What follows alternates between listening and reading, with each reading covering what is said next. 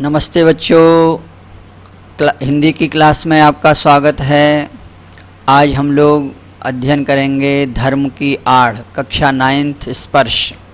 प्रस्तुत पाठ गणेश शंकर विद्यार्थी जी के माध्यम से लिखा गया है। गणेश शंकर विद्यार्थी का जन्म उत्तर प्रदेश के इलाहाबाद शहर में 1990 में हुआ। एंट्रेंस पास करने के बाद वे कानपुर करेंसी दफ्तर में मुलाजिम हो गए।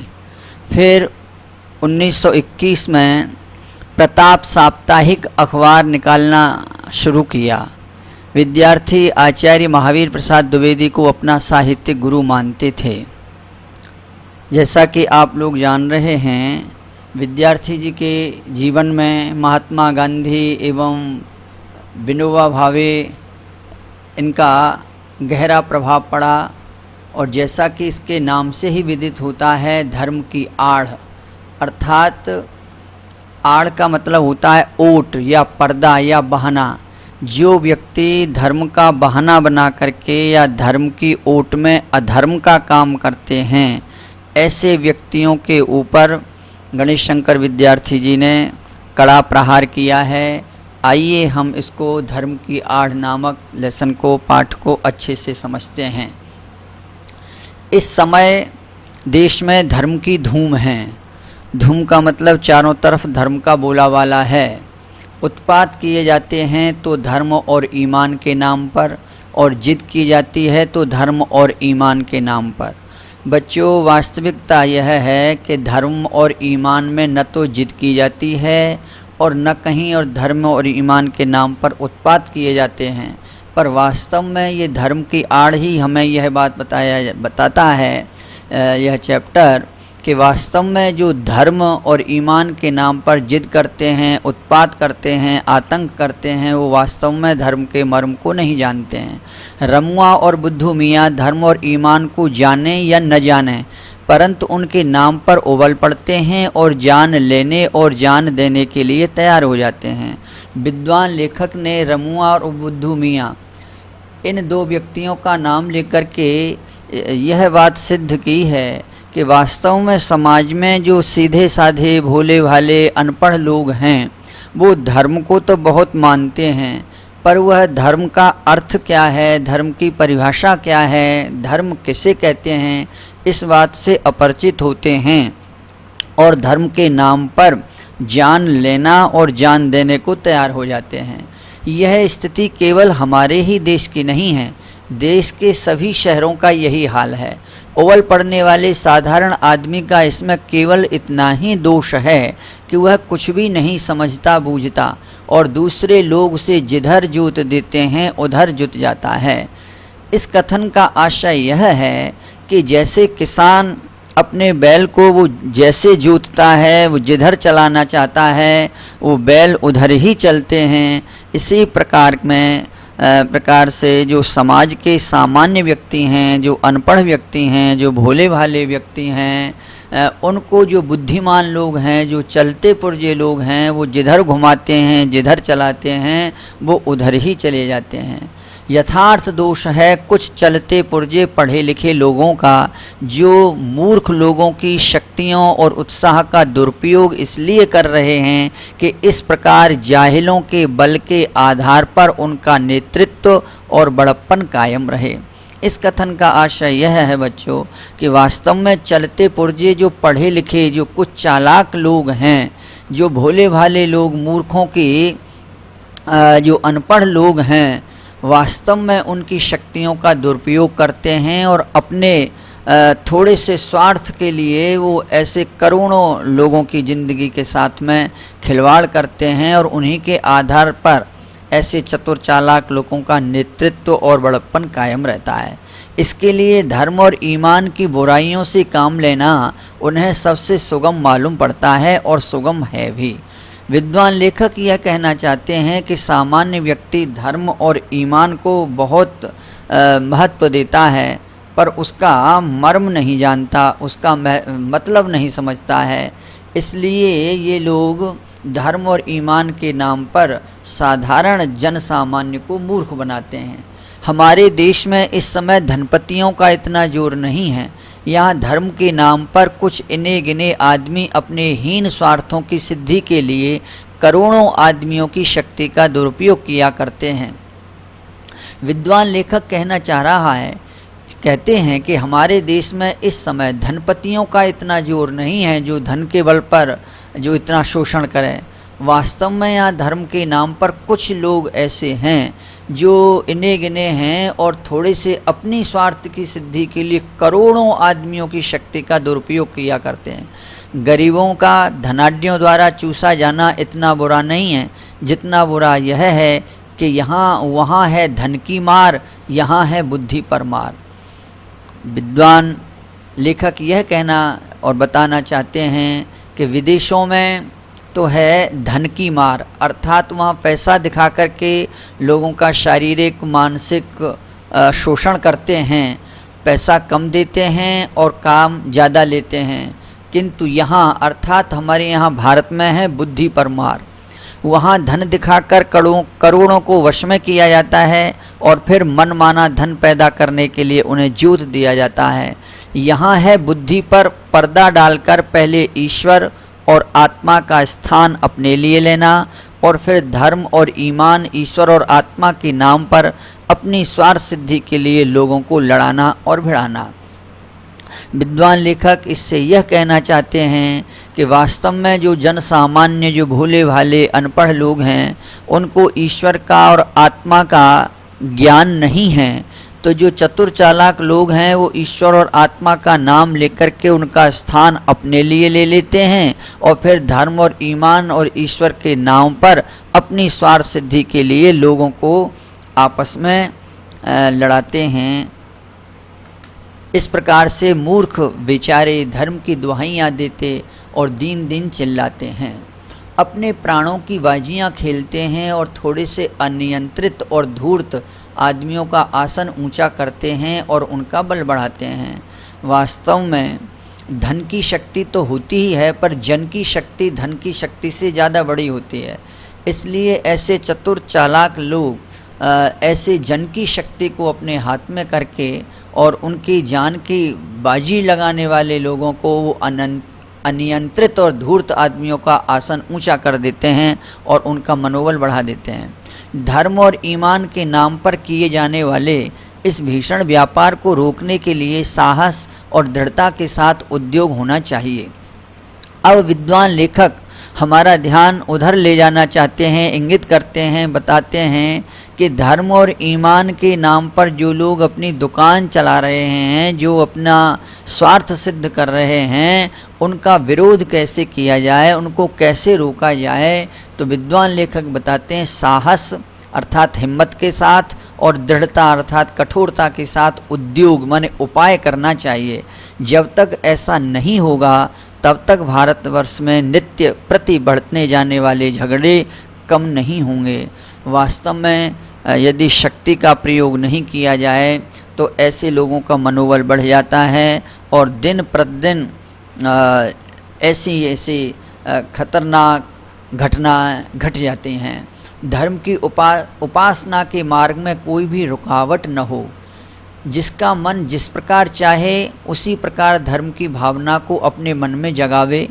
धर्म और ईमान मन का सौदा हो, ईश्वर और आत्मा के बीच का संबंध हो, आत्मा को शुद्ध करने और ऊंचे उठाने का साधन हो।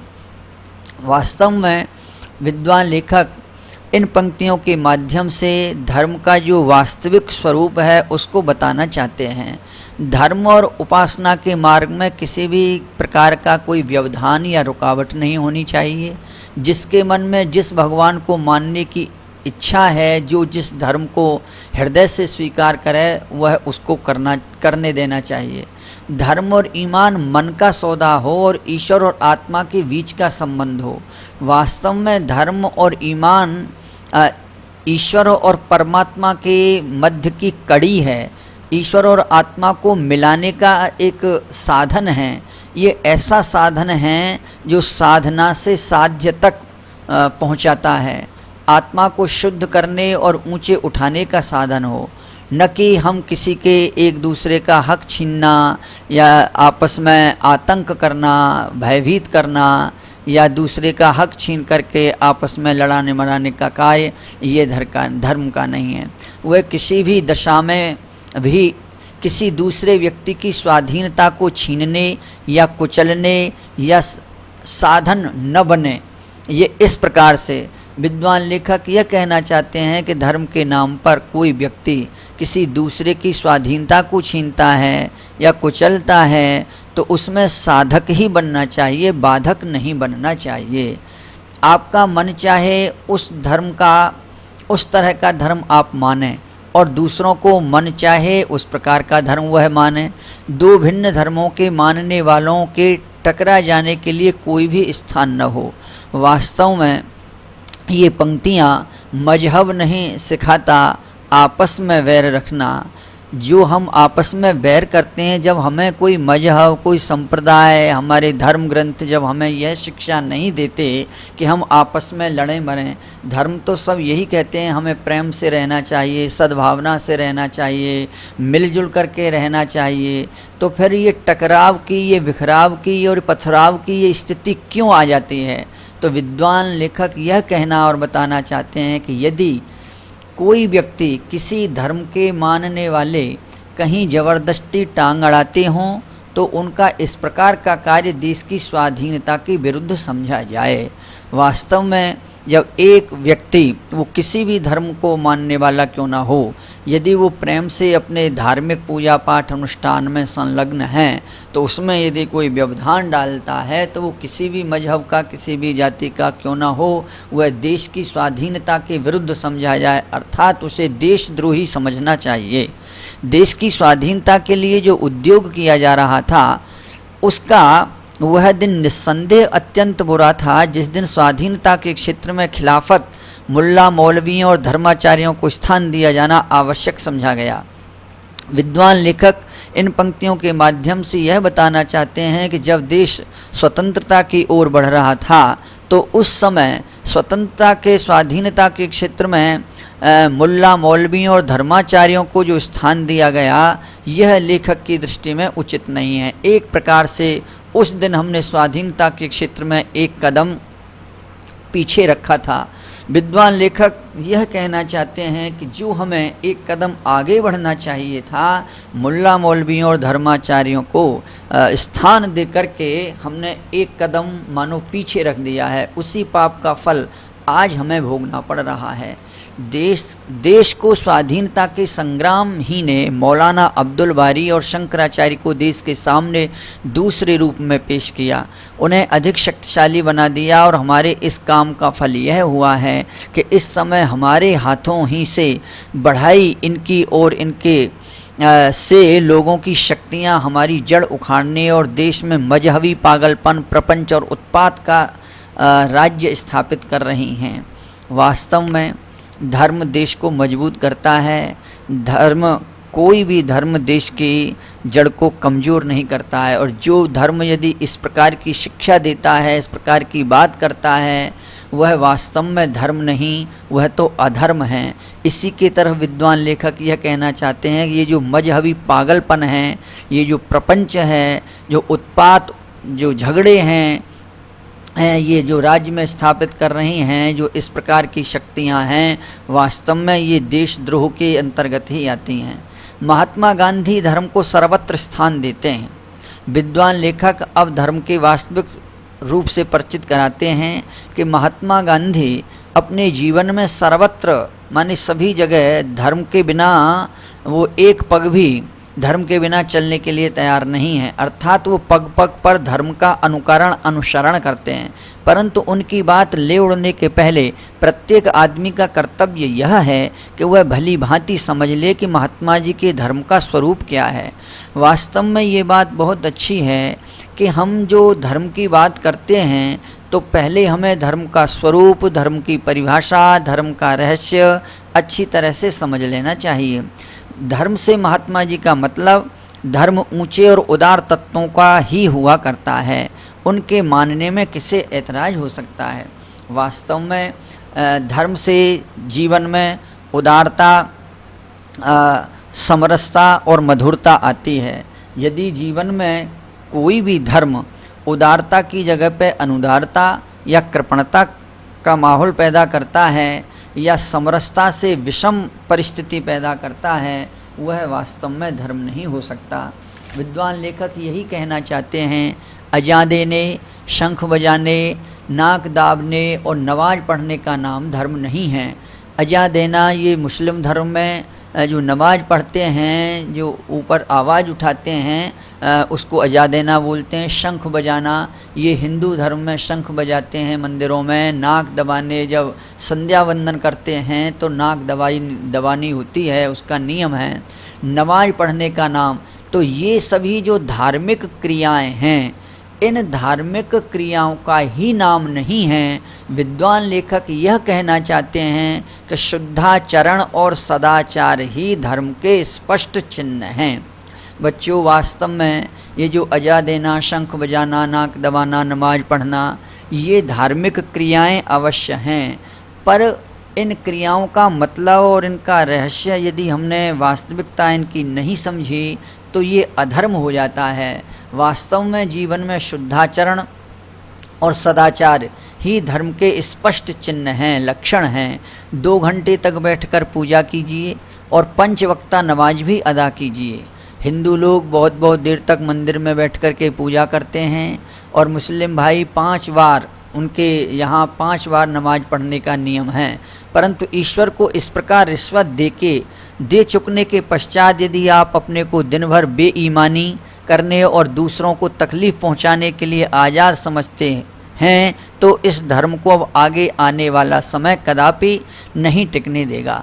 विद्वान लेखक यह कहना और बताना चाहता है कि वास्तव में 2-2 घंटा मंदिर में बैठ कर के पूजा पाठ करना, 5-5 बार नमाज अदा करने के पश्चात भी यदि हम किसी दूसरे को कष्ट देते हैं, तकलीफ़ देते हैं, दूसरे के साथ में नाइंसाफ़ी या बेईमानी करते हैं, तो ऐसे लोग वास्तव में धर्म के मर्म को, धर्म के रहस्य को नहीं जानते और आने वाला समय ऐसे लोगों के धर्म को नहीं टिकने देगा। अब तो आपका पूजा पाठ न देखा जाएगा, आपकी भलमन साहत की कसौटी केवल आपका आचरण ही होगी। वास्तव में आप समाज में क्या कार्य कर रहे हैं? आप अच्छाई या सच्चाई के मार्ग पर चल रहे हैं या बुराई के मार्ग पर चल रहे हैं? समाज आपको यह दिखेगा, यह परखेगा। सबके कल्याण की दृष्टि से आपको अपने आचरण को सुधारना पड़ेगा और यदि आप अपने आचरण को नहीं सुधारेंगे तो नमाज और रोजे, पूजा और गायत्री आपको देश के अन्य लोगों की आज़ादी को रौंदने और देश भर में उत्पातों का कीचड़ उछालने के लिए आज़ाद न छोड़ सकेगी। वास्तव में बच्चों, ये बात बहुत अच्छी ये विद्वान लेखक कह रहे हैं कि नमाज अदा करें या रोजे रखें या पूजा और गायत्री मंत्र का जप करने पर भी इतना ये सब कुछ करने पर हम दूसरों की आज़ादी को भंग करते हैं या हम समाज में असामाजिक कार्य करते हैं, तो ये वास्तव में धर्म का स्वरूप नहीं है। ऐसे धार्मिक और दीनदार आदमियों से तो बेला मजहब और नास्तिक आदमी कहीं अधिक अच्छे हैं और ऊंचे हैं, जिनका आचरण अच्छा है, जो दूसरों के सुख दुख का ख्याल रखते हैं और जो मूर्खों को किसी स्वार्थ सिद्धि के लिए उकसाना बहुत बुरा समझते हैं। वास्तव में ये धर्म का मर्म और ये धर्म का रहस्य है। विद्वान लेखक यह कहना और बताना चाहता है, जो व्यक्ति किसी मजहब में, किसी संप्रदाय में, किसी धर्म में नहीं है किंतु फिर भी उनका आचरण शुद्धाचरण है, सदाचार पूर्वक जीवन जीते हैं और लोगों को आपस में नहीं लड़ाते, ना अपना उन लोगों से स्वार्थ सिद्धि कराते हैं, वास्तव में ईश्वर उनके करीब रहता है और ईश्वर उनसे बहुत प्यार करते हैं। ईश्वर इन नास्तिकों और लामजहब लोगों को अधिक प्यार करेगा और वह अपने पवित्र नाम पर अपवित्र कार्य करने वालों से यही कहना पसंद करेगा, मुझे मानो या न मानो, तुम्हारे मानने से ही मेरा ईश्वरत्व कायम नहीं रहेगा। दया करके मनुष्यत्व को मानो, पशु बनना छोड़ो और आदमी बनो। बच्चों, वास्तव में विद्वान लेखक ने इन पंक्तियों के माध्यम से धर्म का जो एक आदर्श है, धर्म की जो वास्तविकता है, यह हमको समझाई और बताई है। यदि ईश्वर हमारे सामने आ जाए, हमारे पूजा पाठ से प्रसन्न होकर के, खुश होकर के, तो वो यही कहेगा कि हे संसार के लोगों, तुम मुझे मानो या न मानो, तुम्हारे मानने से मेरे ईश्वरत्व के ऊपर कोई फर्क नहीं पड़ेगा, पर आप लोग दया करके मनुष्यत्व को ज़रूर मानो, क्योंकि तुम लोग मनुष्य हो, इसलिए मनुष्यत्व को आपको मानना है, मनुष्यत्व को आपको पहचानना है। पशु बनना छोड़ो और आदमी बनो। वास्तव में परमात्मा ने हमें मनुष्य बनाया है, पशु नहीं बनाया है। बच्चों, आप लोगों ने देखा होगा, आप डिस्कवरी चैनल पर देखते होंगे कि ये तो पशुओं का लक्षण है। जो बलवान पशु होता है वो निर्बल पशु का मुंह में से उसका हक छीन लेता है, निर्बल को दबा देता है और बलवान जीत जाता है। और यही कार्य हमने मनुष्य शरीर में किया कि जो हमसे निर्बल हैं, जो अनपढ़ हैं, जो गरीब हैं, हम उनका हक छीन लें या उनका यश छीन लें या उनकी रोजी रोटी छीन लें, तो ये कार्य मनुष्य का नहीं हो सकता। ये तो मनुष्य शरीर में पशु बनना ही होता है। इसलिए भगवान विद्वान लेखक के शब्दों में मानो यह कहना और बताना चाह रहे हैं कि हे संसार के लोगों, तुम मनुष्य हो, इसलिए मनुष्यत्व को धारण करो और पशु बनना छोड़ो और आदमी बनो। इस प्रकार से बच्चों, आपने देखा कि विद्वान लेखक के माध्यम से धर्म की आड़ नामक लेसन के माध्यम से इन्होंने धर्म का वास्तविक स्वरूप और समाज में जो कुरीतियाँ हैं इनके ऊपर करारा प्रहार किया है। इसके बाद में आप लोग ये मौखिक प्रश्न देख रहे हैं, आज धर्म के नाम पर क्या क्या हो रहा है। आप इस लेसन को अच्छे से पढ़ेंगे तो पढ़ कर के ये 5 प्रकार के क्वेश्चन हैं, इनको बेटा आप लोग अच्छे से पढ़िए और पढ़ कर के इनको आप इनका उत्तर दीजिए। इसके बाद में ये जो आपके सामने है ये आप लोगों को दिखाई दे रहा है और आप इसको सब्सक्राइब करें। आपको अच्छा लगता है तो इसको लाइक करें और बेटा औरों को भी शेयर करें। इन शब्दों के साथ में मैं अपनी वाणी को विराम देता हूँ। जय हिंद।